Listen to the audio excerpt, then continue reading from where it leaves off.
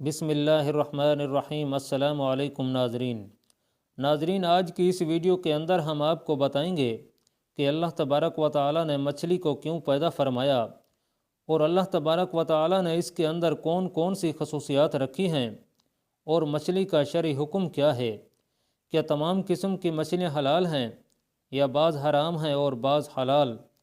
اور یہ بھی بیان کریں گے کہ ایک شخص نے جب مولا علی رضی اللہ تعالیٰ عنہ سے دریافت کیا کہ مچھلی کی زبان کیوں نہیں ہوتی اور یہ پانی میں کیوں رہتی ہے، تو آپ رضی اللہ تعالیٰ عنہ نے کیا جواب ارشاد فرمایا تھا، اور شیطان نے مچھلی کے پاس آ کر کیا کہا تھا، اور اگر کوئی شخص مچھلی کو اپنے خواب میں دیکھے تو اس کی کیا تعبیر ہوگی۔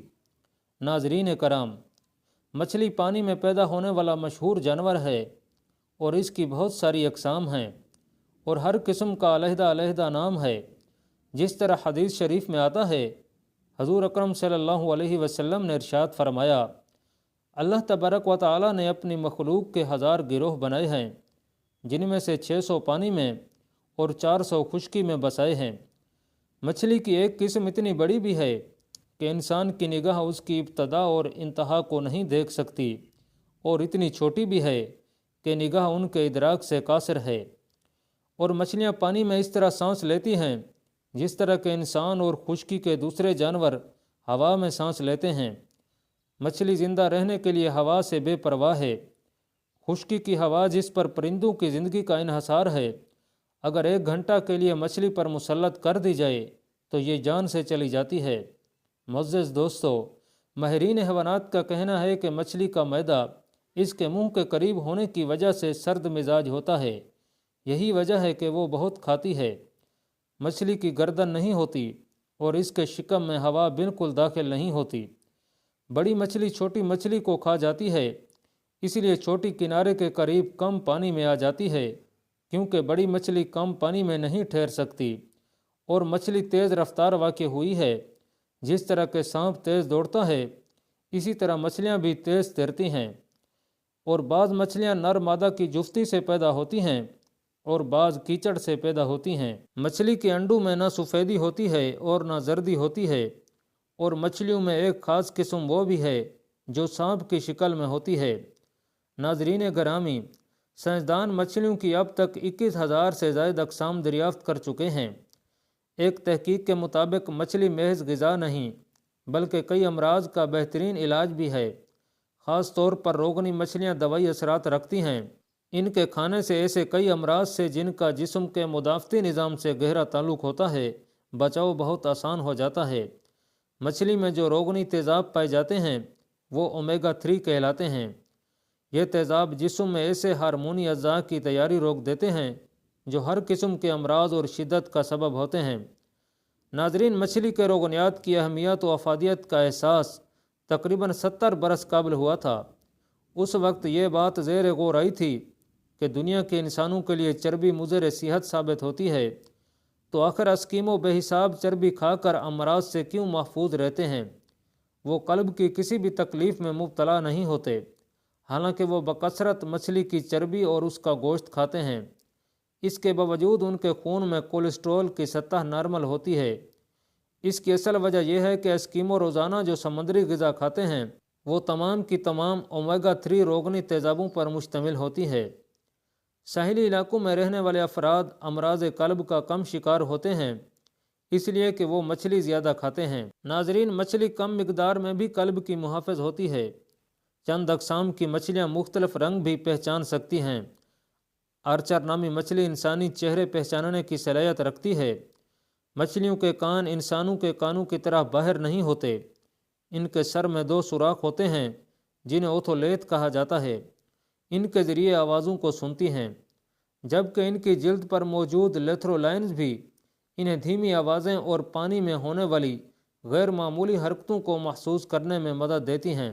الیکٹرک ایل ایک ایسی مچھلی ہے جسے ہاتھ لگانے سے 600 واٹ بجلی کا جھٹکا لگتا ہے۔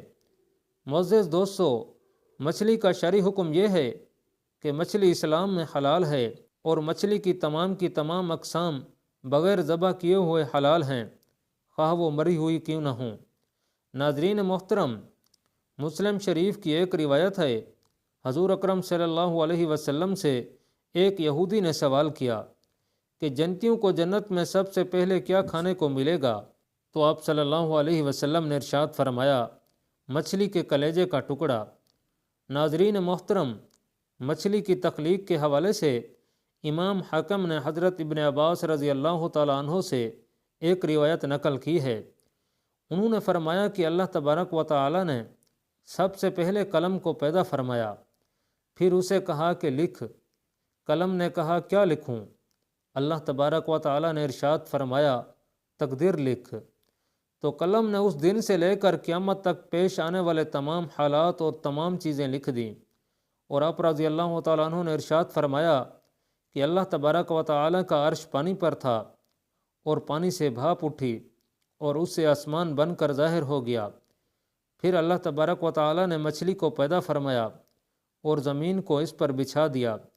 زمین مچھلی کی پیٹھ پر تھی۔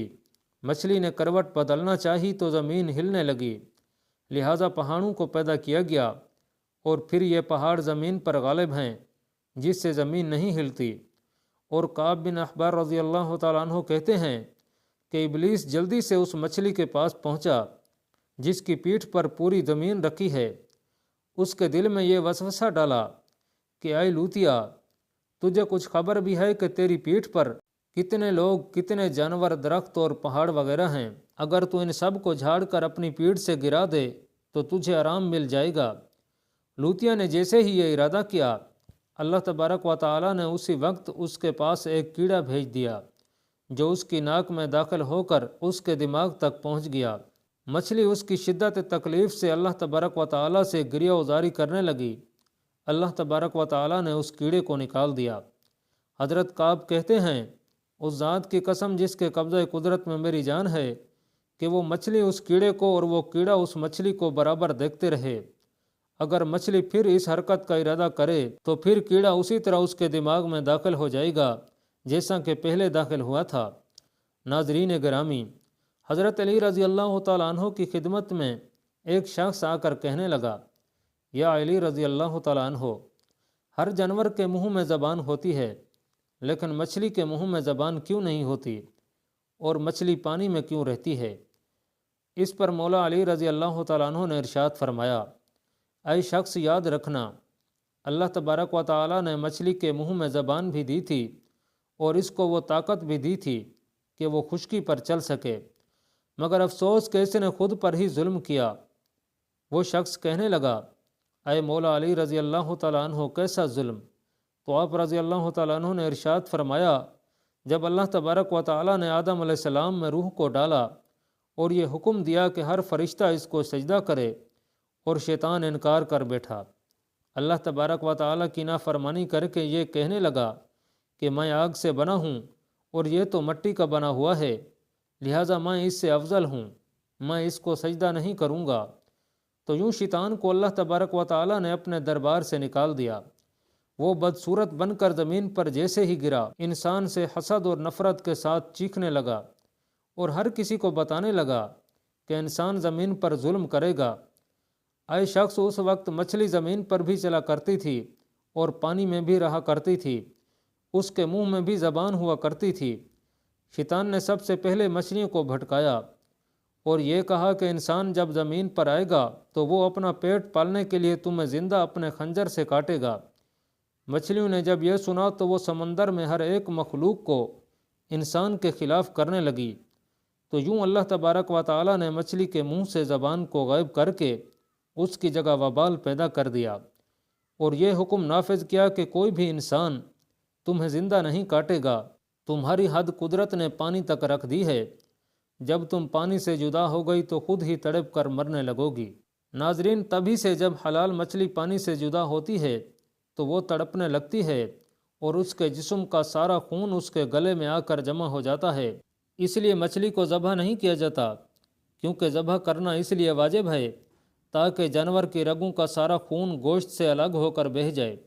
ناظرین محترم، اہل علم کا کہنا ہے کہ مچھلی کو اپنے خواب میں دیکھنا اس بات کی نشانی ہے کہ وہ بادشاہ کا وزیر بنے گا، اور اگر کوئی شخص خواب میں دیکھے کہ وہ مچھلی کو پکڑ رہا ہے تو یہ اس بات کی علامت ہے کہ وہ بادشاہ کے لشکر سے مال حاصل کرے گا۔ اگر کسی نے یہ دیکھا کہ صاحب خواب پانی میں مچھلی کا شکار کر رہا ہے تو اس کے لیے نیک لڑکے کی بشارت ہے، اور خواب میں تلی ہوئی مچھلی کو دیکھنا اس بات کی علامت ہے کہ صاحب خواب دینی دعوت کو قبول کرے گا یا اس کی دعا قبول ہوگی۔ اور بڑی مچھلیوں کو دیکھنا مال غنیمت کی طرف اشارہ ہوتا ہے، اور چھوٹی مچھلیوں کو دیکھنا علائم و مصائب کی طرف اشارہ ہوتا ہے، کیونکہ چھوٹی مچھلیوں میں گوشت کی نسبت کانٹے زیادہ ہوتے ہیں، اور چھوٹی مچھلیوں کو کھانے میں بھی پریشانی زیادہ ہوتی ہے۔ اللہ پاک کمی بیشی معاف فرمائے اور ہمیں اپنے حبیب صلی اللہ علیہ وسلم کے طریقے مبارک پر زندگی گزارنے کی توفیق نصیب فرمائے، آمین۔